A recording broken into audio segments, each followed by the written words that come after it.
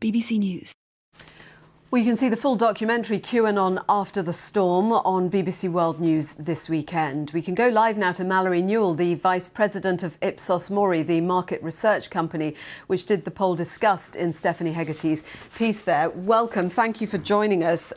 So tell us more about what you found about QAnon and conspiracy theories. Good morning. Thanks for having me.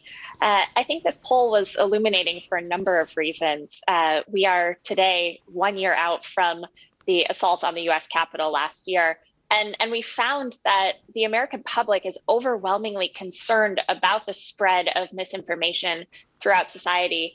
And yet we're seeing that some of these conspiracies or common threads of misinformation are still permeating through certain groups of the American public. And so how does that square then? Are there different perceptions of what misinformation is? Well, absolutely. I think this poll shows that there are two pretty divergent realities here, and that's based on your partisan affiliation. So what I mean by that is Democrats and Republicans are looking at things, not just these conspiracies that Stephanie highlighted, but also who is the legitimate winner of the presidential election, who's the legitimate president right now, information about COVID-19. There are these two very distinct and divergent realities based on whether you identify as a Democrat or a Republican. So that sounds then that goes very wide and deep. But going back to the first thing that you said was that you identified that the American public are overwhelmingly concerned about the spread of conspiracy theories. How do you square this?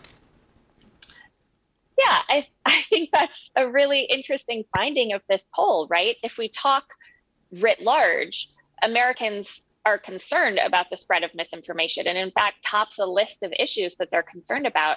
And that's true for Democrats and Republicans alike. However, we're seeing that when you ask about specific conspiracies or specific threads of misinformation, that, certain groups, namely Republicans in some instances, are continuing to believe these conspiracies about COVID, about the presidential election, and about January 6th. So despite that concern, it is still something that is permeating the consciousness for some Americans.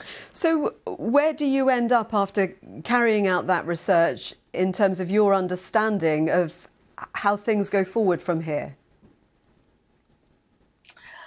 Well, this poll doesn't necessarily talk about how we move forward from here, but I think it's important to take a step back and look at what else we know. And that's right now for the American public, trust in institutions, politicians, the media, other institutions is at an all-time low and has been declining, not just over the past year, but before.